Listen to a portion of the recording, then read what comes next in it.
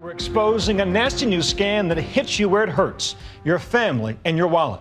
These predators know you'll shell out when the safety of a loved one's at stake. They'll target parents, even grandparents. So how can you protect yourself? A former con artist is letting us in on their secrets. Here's ABC's Neil Karlinsky. I was at my office at work and I got a phone call on my cell phone.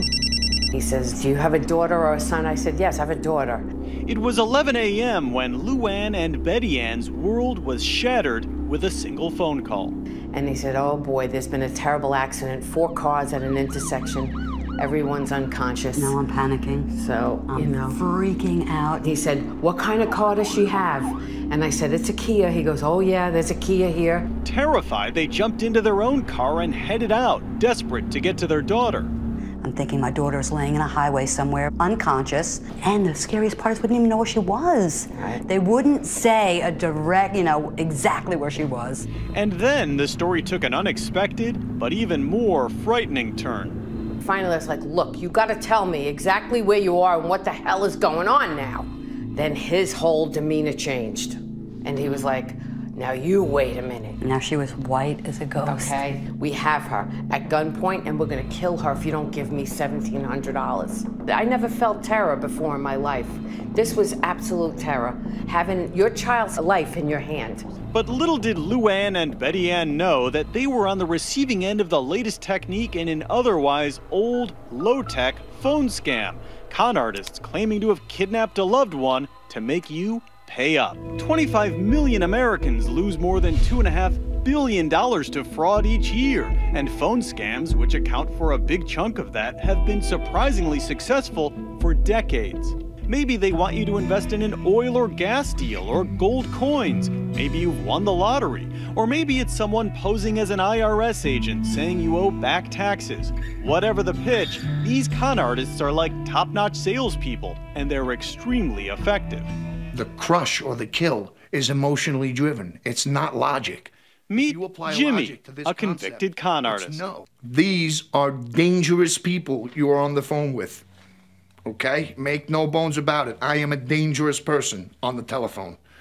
If I choose to be fraudulent in my practices, there is nothing that's going to stop me from taking lots of money from people, period, the end. I don't know how people sleep at night doing this kind of thing, especially... Doug Shadell of the AARP has interviewed Jimmy and more than a dozen like him, trying to understand how they're able to pull off a scam most of us think we'd never fall for. We always ask them the same question. What is your central strategy for defrauding people? They all say the same thing.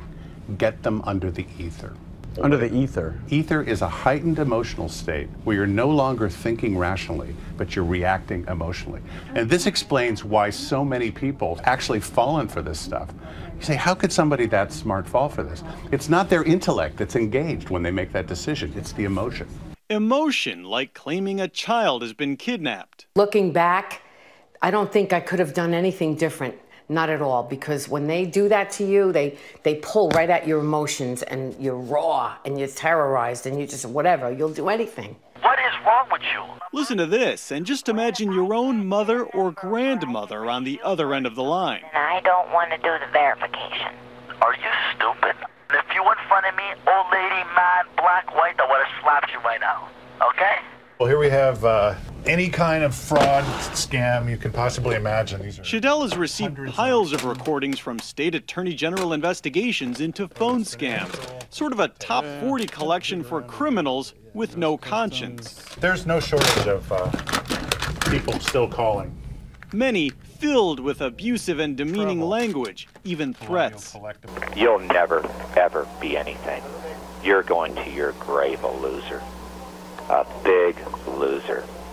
I think you're terrible. There are thousands of people out there who are suffering in silence like this. But for law enforcement, tracking down the scammers can be challenging. It's easy to avoid detection, and a lot of times people are embarrassed to report them, which makes it an even bigger problem. Prevention is the key, and the smarter consumers are, the more likely they can prevent this. The New York Attorney General's office is currently taking on the grandparent phone scam, where a grandparent gets a call supposedly from a grandchild in trouble. And what we're here to do today is to enlist you guys, you students, to be fraud fighters. The AG's office is reaching out to teenage grandkids. And who wants to be the con artist who pretends to be the grandson? To try to get them to warn their families about the phony phone calls that could come their way. Why are you calling me at this hour?